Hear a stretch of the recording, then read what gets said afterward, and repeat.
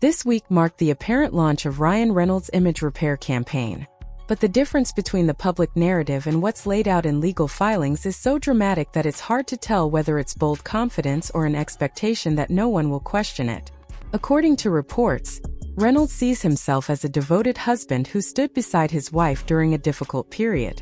Yet the unsealed emails and text messages portray someone deeply involved behind the scenes, guiding strategy, replacing editors, backing questionable lawsuits, and even participating in group chats where one individual was labeled a sociopath who should return to the sun. One version sounds like a feel-good movie. The other comes from court documents. Screen Queen reviewed those legal records, and the timeline matters because much of the mainstream coverage skips over it. Reynolds hasn't released a theatrical film in nearly 2 years. Aviation Gin has disappeared from his Instagram bio, Oregon Distillery has shut down, and Paramount reportedly walked away from 3 projects connected to him. On top of that, his family is dealing with mounting legal expenses, crisis PR costs, and the financial strain of Blake Lively's ongoing lawsuit. Meanwhile, Maximum Effort, the company once promoted as proof of Reynolds' business and marketing brilliance, still has projects tied to Warner Brothers, Netflix, and Amazon, but none have been officially confirmed as actively moving forward. That's the reality surrounding Reynolds today. Yet amid that backdrop, a series of strategically placed quotes surfaced in the Daily Mail, presenting a very different picture. A man who is confident, admired, unaffected, and ready for a major comeback. It didn't take long for people to notice the contrast. The quotes don't just differ, they contradict one another. And those contradictions reveal far more than the statements themselves. One Hollywood executive told the Daily Mail that Reynolds has built a reputation for making people nervous because of the influence he holds within the industry. Meanwhile, another studio executive claimed that some studios are distancing themselves from him, not out of personal dislike, but because his asking price is high and they would rather avoid the negative publicity tied to the ongoing lawsuit. Ironically, that same executive described Reynolds as really pleasant to work with. That description stands in sharp contrast to earlier reports from separate industry insiders, who alleged that Reynolds has displayed intense outbursts when things didn't go his way, shouted at co-stars, and dismissed creative input from Eugene Levy despite Levy's far greater experience in comedy. Calling him really pleasant doesn't appear accidental. It reads like a carefully selected quote that fits a broader effort to reshape public perception. A comeback campaign needs supportive voices, and suddenly, those voices appeared at exactly the right moment. The timing alone invites scrutiny. Even more revealing is how sources close to Reynolds describe his own perspective on the situation. According to those reports, Reynolds does not believe his actions have seriously damaged his career. Instead, he reportedly views himself as a supportive husband who stood beside Blake Lively during a difficult period. He also believes that the greater professional consequences have fallen on Blake, rather than himself, and that he still enjoys considerable respect and goodwill throughout Hollywood. Most notably, Reynolds is said to believe that one successful project, whether another Deadpool installment or a hit comedy or action film, would be enough for audiences to fully welcome him back. That final claim may be the most revealing takeaway from this week's reporting, because it suggests confidence that a single box office success could outweigh everything that has happened in the meantime. Believing one successful movie can completely restore public support only works if the issue is simply that Ryan Reynolds hasn't delivered a hit film lately. That perspective requires setting aside the unsealed court documents, text messages, emails, details surrounding the It Ends With Us editing process, the allegations tied to the Vance and Sean lawsuit, and the group chat messages in which Baldoni was reportedly called a sociopath. It assumes audiences only need another entertaining blockbuster to move on. That's less of a recovery strategy and more of a refusal to confront the underlying controversy. Reports from people said to be close to Reynolds have even described his outlook as one of complete denial. Looking at the available records, it's easier to understand why that characterization has gained attention. The unsealed emails and text messages suggest Reynolds played a far more active role in the It Ends With Us dispute than his public image ever reflected. While Blake Lively's publicist, Leslie Sloan, presented him as a husband offering quiet support from the sidelines, the documents describe someone deeply involved behind the scenes. According to those records, Reynolds wasn't simply observing events. He reportedly participated in group chats, influenced editing decisions, produced an alternate version of the film that was later credited to Blake, and brought in an editor from the Deadpool franchise to replace the work of an editor who was also a domestic violence survivor and had been recognized by her peers.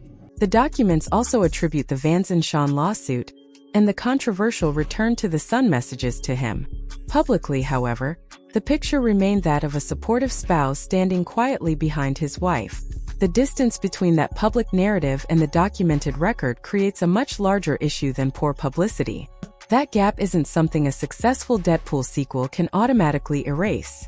It's a question of credibility, and credibility isn't rebuilt by strong box office numbers alone. That's the part many discussions seem to overlook. Ryan Reynolds built his image around being the marketing genius who could spot viral moments before everyone else, turn controversy into entertainment, and transform headlines into profitable campaigns. That reputation is now being examined very differently. Whether it was the Coldplay incident, the Peloton controversy, or the aviation gin promotions, each campaign reinforced the idea that Reynolds had an unmatched instinct for reading culture and capitalizing on it faster than anyone else. But the unsealed emails and text messages present that same strategic mindset in a far less flattering context. Instead of being used to market a brand, the documents suggest it was applied behind the scenes during the "It Ends With Us" dispute. The same person who reportedly identified the Peloton wife as a viral opportunity within days, and quickly built a gin advertisement around it, is now described in court records as helping coordinate a strategy the public was never meant to witness. Seen from that perspective, Maximum Effort stops looking like a clever marketing company and starts resembling a broader philosophy of managing narratives. The "It Ends With Us" messages show what that philosophy allegedly looks like when there isn't a humorous ad campaign to soften the optics and the subject being managed is a real person rather than a marketing opportunity. That context makes this week's developments involving Blake Lively and Taylor Swift even more significant. According to reporting from Rob Shooter, a source close to Blake Lively told the Daily Mail that Blake had been present since the beginning of Taylor Swift and Travis Kelce's relationship and knows plenty that has never become public. While that remark was already attracting attention, it gained new significance after news of an upcoming two-part interview with Justin Baldoni's attorney, Brian Friedman. Friedman previously submitted a sworn legal declaration, alleging that Blake Lively attempted to pressure Taylor Swift by threatening to release private text messages if Swift did not publicly support her during the Baldoni dispute.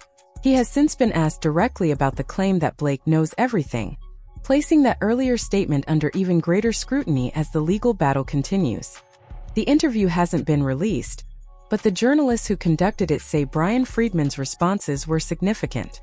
That matters because Friedman is the attorney who previously submitted the sworn declaration alleging blackmail. If he's now addressing the same warning signals circulating in the media, it suggests those issues are about to receive even greater public attention. That also puts Taylor Swift's team in a uniquely difficult position. Few celebrity operations are considered as meticulous when it comes to managing public image. Every appearance, public comment, social media post, and even silence is widely viewed as part of a carefully planned strategy. Now, according to the reporting, that team is navigating a situation where a sworn legal declaration alleges their client was pressured by a former close friend. At the same time, a source close to Blake Lively has publicly claimed Blake possesses private knowledge about Taylor Swift's relationship with Travis Kelce that has never been shared publicly. Adding to that, an interview addressing those very allegations is expected to be released soon. Taylor's team can carefully coordinate public appearances, album rollouts, friendships, and media messaging. What they cannot easily control is information someone may have gathered during years of a genuine personal friendship, private conversations, behind-the-scenes moments, and events that took place long before the relationship with Travis Kelce became part of the public narrative. Whether or not any of that information is ever revealed, the source's comments served as a public reminder that those private memories still exist.